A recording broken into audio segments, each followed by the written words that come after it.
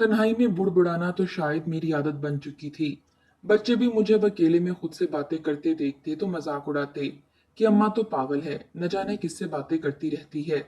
जब मूड खराब होता इन्हें भी झिड़क कर कहती, इतनी ही माँ बुरी लगने लग गई है तो चली जाती हूँ दूर, तुम्हारे बाप की तरह। जैसे वो हमें छोड़कर दूसरे मुल्क गोरियों के बीच चला गया है। रहना फिर दादी के साथ, बहुत प्यार से रखेगी वो तुम दोनों को।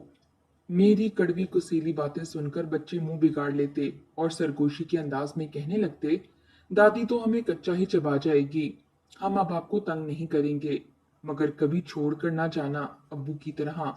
बच्चों की बात सुनती तो एक गहरी सांस खारिज करके रह जाती। दिल में गुस्सा था जो वक्त के साथ साथ जोर पकड़ता जा रहा था। बच्चे भूखे बैठे थे, बार बार तरसती नजरों से मुझे देखते और फिर वॉश बेसिन में जहां अभी भी बर्तनों का ढेर लगा था। सारा दिन लगाकर मैंने कोफ्ते, फिश बिरयानी और सीख कबाब जैसी चटपटी चीजें बनाई थी, क्योंकि आज खैर से मेरी बड़ी नंद ज्यादा नहीं बस 2 हफ्तों बाद माँ के घर आई थी।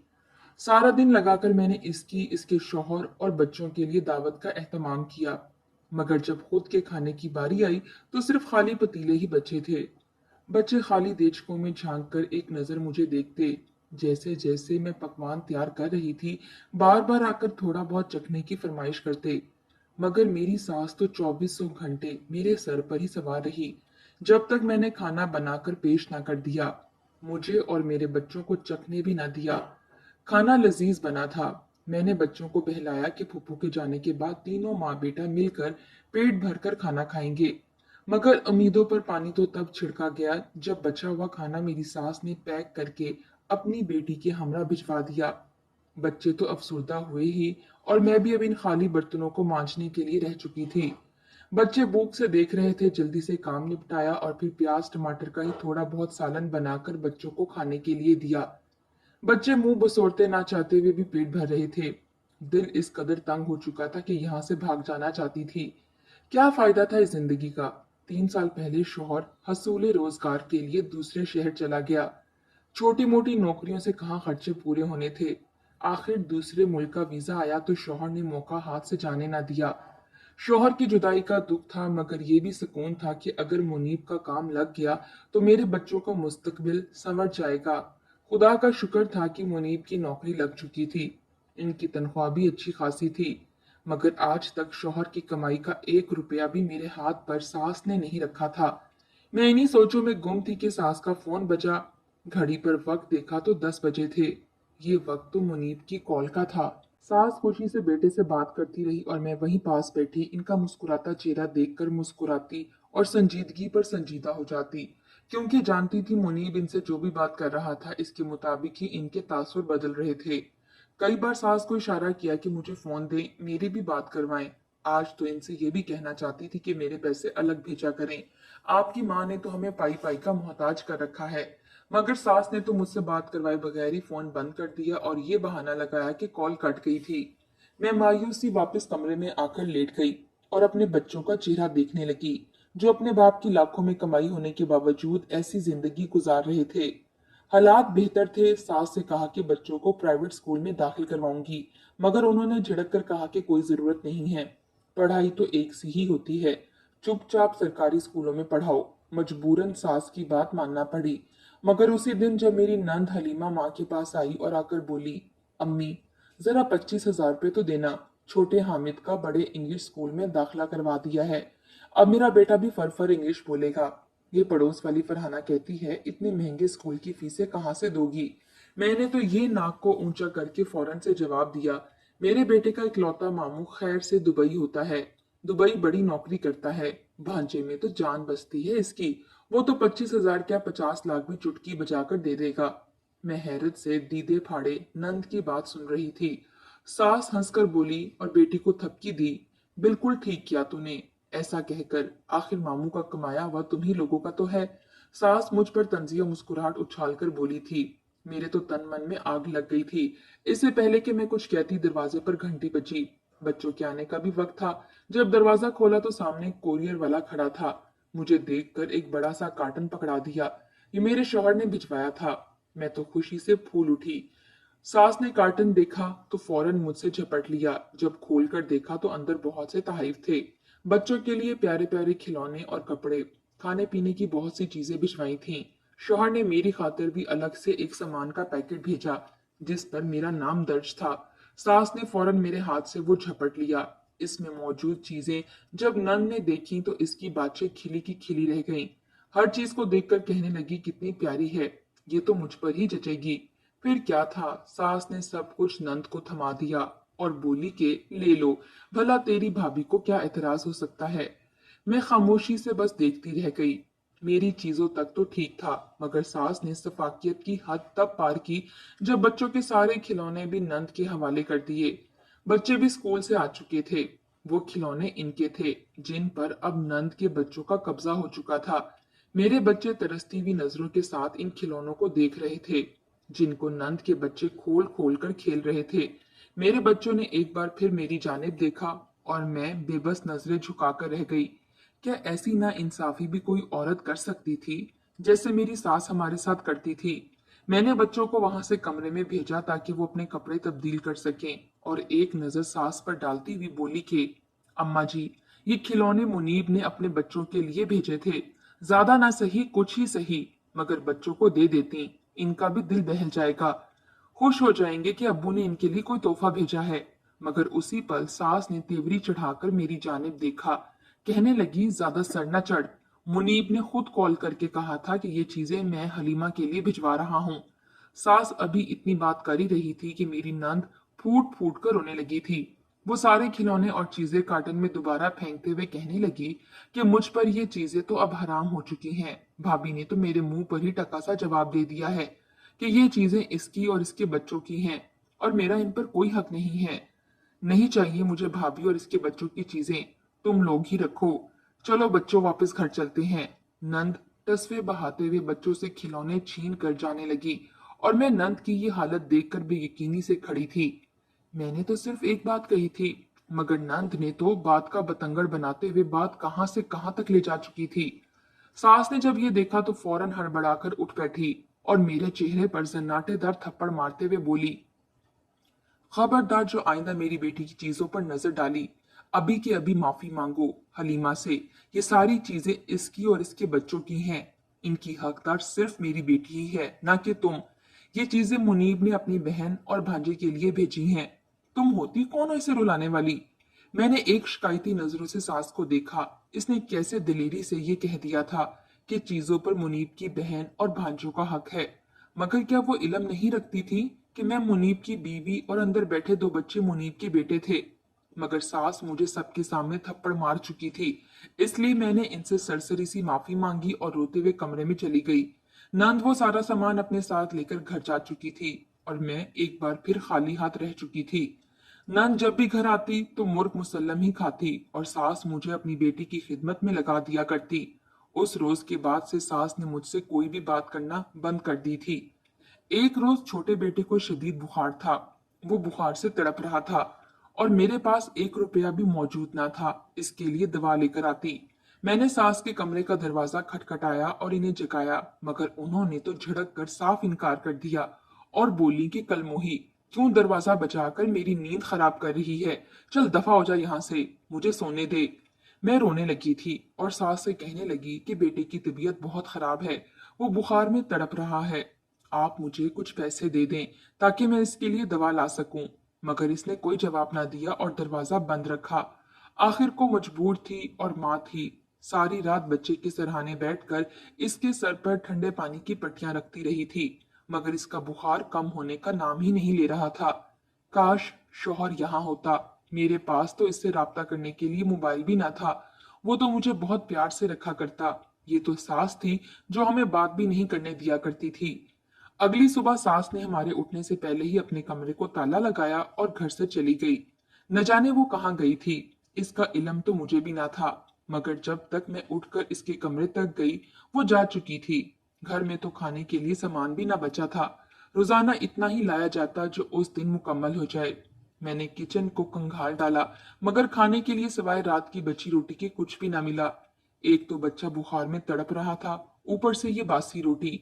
मैंने कुड़ते हुए दिल के साथ बच्चे को वही रोटी खिला दी। मेरी तो आंखों से आंसू बह रहे थे। क्या फायदा था ऐसी परदेस की कमाई का जो मेरे बच्चों को नसीब ही ना हुई थी। आखिरकार पड़ोस के यहाँ गई और पैसे मांगकर अपने बच्चे के लिए दवा लेकर आई, जिसे खाकर इसकी तबीयत कुछ बहाल हुई। वो बार बार मुझसे कुछ खाने के लिए मांगता, मगर मैं इसे क्या खाने को देती। घर में तो कोई चीज खाने के लिए मौजूद ही ना थी। मैंने अपनी सास को बुलाना चाहा, मगर कैसे बुलाती। इसने तो मुझे एक मोबाइल भी ना दे रखा था। यकीनन अपनी बेटी के यहाँ जा चुकी थी, मगर क्या इन्हें इतना भी ख्याल ना था कि पीछे इनकी बहू और दो पोते भूखे मर रहे होंगे। मेरा दिल इस कदर उलझा कि सोचने लगी कि अपनी जान देकर खुद को खत्म कर लूं, मगर ऐसा नहीं कर सकती थी। आखिर को दो बच्चे की जिम्मेदारी मेरे स्पुर्द थी। मेरे बच्चे यूं ही भूखे थे, सारा दिन तड़पते रहे। रात हुई तो सास घर आई। इन्हें देखकर मैंने इनसे कहा कि क्या आपको खबर ना थी, घर में कुछ भी खाने को मौजूद नहीं था।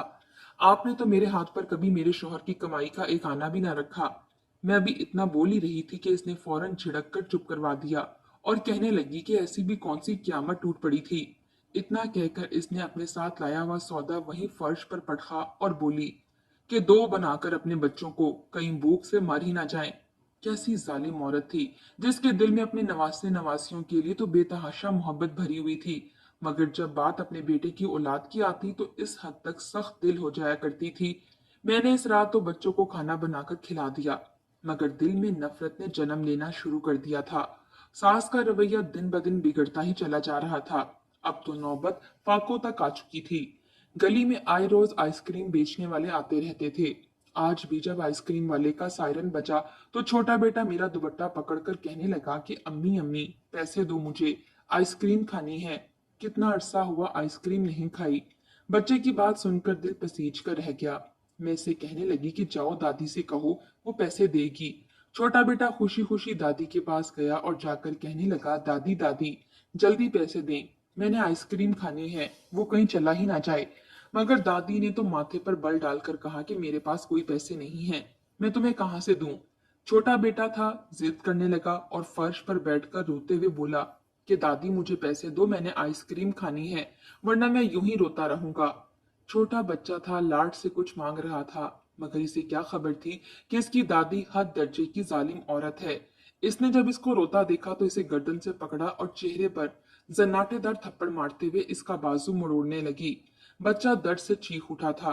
जब मैंने अपने बच्चे की चीख सुनी तो सारे काम छोड़कर भागते हुए किचन से बाहर आई। सास सफाकियत से बाजू मरोड़ते हुए कहने लगी, कितनी दफा कहा है तुझे, मेरे पास पैसे नहीं हैं तुम लोगों के लिए, क्या समझ नहीं आती। सास ने इतनी शिद्दत से इसका बाजू मरोड़ा था कि बच्चे के बाजू में जोर ही खत्म हो गया। वो कंधे समेत यूं लटकने लगा गोया इसमें हड्डी मौजूद ही ना हो। बच्चा जमीन पर गिर कर तड़पने लगा था। मैंने जब देखा तो भागकर इसके पास गई और इसे गोद में उठा लिया। सास को खूंखार नजरों से देखने लगी और गुस्से से बोली, कैसी औरत हैं आप, क्या जरा भी तरस ना आया इस मासूम बच्चे पर। इसने कौन सा आपसे आपकी जायदाद मांग ली थी, 20-50 रुपए ही तो मांगे थे आइसक्रीम के लिए, और आपने इसका बाजू ही तोड़ डाला। मगर सास तो लड़ने पर उतर आई थी। वो मुझे भी मारने लगी और बोली कि दफा हो जाओ अपनी गंदी औलाद को लेकर। सास के मुंह से ये सुना तो मुझे शदीद गुस्सा आया था। बस इतना ही बोली कि काश इस वक्त आपका बेटा यहाँ पर मौजूद होता, तो आपका ये अंदाज देखकर वो कभी आपकी शक्ल भी ना देखता। मैं बेटे को लेकर डॉक्टर के पास गई, जहां इसके बाजू में शदीद टीस आई थी। मैंने इसके बाजू पर प्लास्टर लगवाया और वापस घर चली आई। मेरे दिल में सास के लिए शदीद नफरत भर चुकी थी। वापस घर आते आते रात हो चुकी थी। जब घर आई तो बेटा दर्द से रो रो कर मेरी गोद में ही सो चुका था। अंदर आई तो देखा कि सास बेखबर मीठी नींद सो रही थी। इसे तो जरा भी परवाह न थी। मेरी आंखों में आंसू थे। वो कैसी जालिम औरत थी, कैसे जरा तरस नहीं आता था। कितने कितने रोज इसने हमें भूखा रखा था। मुझ पर ना सही इन मासूम बच्चों पर भी इसे रहम नहीं आया था। इसका जुल्म तो दिन ब दिन बढ़ता ही चला जा रहा था और अब मुझसे मजीद इसका जुल्म सहना गवारा ना था। मैं अपने बेटे की हालत देखकर एक नतीजे पर पहुंच चुकी थी। मैंने चुपके से अपना सारा सामान उठाया और एक हफ्ते की पैकिंग करके बच्चों को भी तैयार करके सुला दिया। फिर धीरे धीरे सास के कमरे की जानिब बढ़ी, जहां सास सो रही थी। मैंने एक नजर सास पर डाली और फिर हकारत से इसे मलामत करती हुई दरवाजा बंद कर दिया। एक पल को दिल घबराया था, मगर मेरी मजबूरी थी।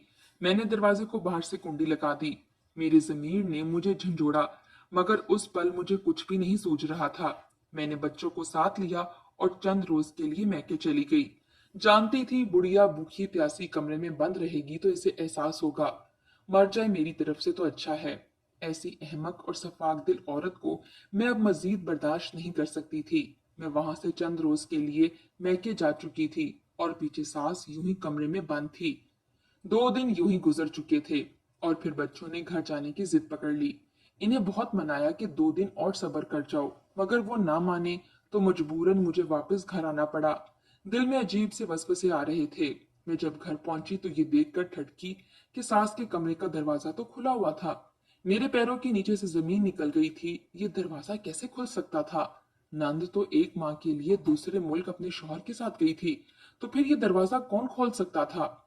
मैं डरते डरते अंदर गई तो जो मंजर दिखाई दिया मुझे अपनी रूह जिस्म से निकलती हुई महसूस हुई, क्योंकि सामने तो मेरा शौहर खड़ा था और सास को ड्रिप लगी हुई थी। शौहर ने जब मुझे देखा तो आग बगोला हो गया। मैं तो कई सालों से ये हसरत लिए बैठी थी कि मेरा शौहर वापस आ जाए, मगर आज जब आया था तो इस हालत में। मैं तो बुत बनी खड़ी थी। शौहर ने आगे बढ़कर देखते ही देखते मुझ पर थप्पड़ों की बुछाड़ शुरू कर दी। कहने लगे, मेरे बाद तुमने मेरी माँ का ये हशर कर दिया। इन्हें बंद करके मैके चली गई। अब मैं तुम्हें इस घर में कतई नहीं रहने दूंगा। मैं तुम्हें तलाक देकर इस घर से निकाल दूंगा। मैं तो मुजरिम बन बैठी थी। सास की हकीकत क्या थी, काश मुनीब जान सकता। मैंने मुनीब को यकीन दिलाने की कोशिश की कि आप अपनी माँ की हकीकत तो जान लें। आखिर उन्होंने हम पर कितने जुल्म किए हैं। इन्हें मैंने इनकी माँ के तमाम तर करतूत बताए। उन्होंने आज तक जो भी जुल्म किया था सब बताया, मगर मुनीब को तो अब मेरी किसी भी बात पर यकीन नहीं आ रहा था। इन्हें तो सिर्फ अपनी माँ की हालत दिखाई दे रही थी। सास अभी तक यूं ही खामोश पड़ी थी। मुनीब बच्चों को अपने पास रखकर मुझे धक्के देकर घर से निकालने लगा। मैं तो एक गलती करके ही सजावार हो चुकी थी, मगर तभी सास ने अपने बेटे को रोका। मुनीब चौंका था। सास बामुश्किल उठ बैठी और बुखलाते हुए कहने लगी कि बहू को कुछ मत कहो, इसने जो किया वो गलत था, मगर जो कुछ मैंने इसके साथ किया वो इससे भी ज्यादा कहीं बुरा था। सास शर्मिंदा सी सर झुकाए हुए थी। वो लंबे लंबे सांस ले रही थी और साथ ही आज तक इसने जो भी किया था सब कुछ मुनीब को बताने लगी। ये हकीकत सुनकर मुनीब तो दंग रह चुका था। इसके मुंह में तो अल्फाज ही नहीं बचे थे। वो कभी मेरी जानिब देखता तो कभी अपनी माँ की जानिब। सास रोकर कहने लगी कि आज 2 दिन मैं भूखी प्यासी रही तो मुझे एहसास हुआ कि मैंने अपनी बहू के साथ साथ अपने पोतों पर कितना जुल्म किया है। शौहर ने जब ये सुना तो शर्मिंदा सा मेरी जानिब देखने लगा, जबकि सास अपने किए की माफी मुझसे मांगने लगी थी। मुझे तो यकीन ही नहीं आ रहा था कि सास बदल गई है। मुझे तो ये इसका कोई ड्रामा ही लगा, मगर वक्त के साथ साथ ये यकीन हो चुका था कि सास सच में बदल चुकी है और इसे अपने किए पर पछतावा है। शौहर चंद रोज तक अपनी माँ से नाराज रहा, मगर जब उन्होंने अपनी माँ का बदला रवैया देखा तो खुद ही अपनी माँ के साथ ठीक हो गए। मैं तो हैरान थी कि 2 दिन कमरे में बंद करने से सास इस कदर बदल जाएगी। अगर मुझे पता होता तो मैं पहले ही इसको 2 दिन के लिए भूखा प्यासा कमरे में बंद कर देती। कम से कम मेरे बच्चे का बाजू टूटने से तो बच जाता। मुझे अक्सर इस बात पर हंसी आ जाया करती, मगर खैर हकीकत में जो कुछ हुआ था भले के लिए ही हुआ था। सास भी बदल गई थी और नंद को तो फिर बदलना ही था।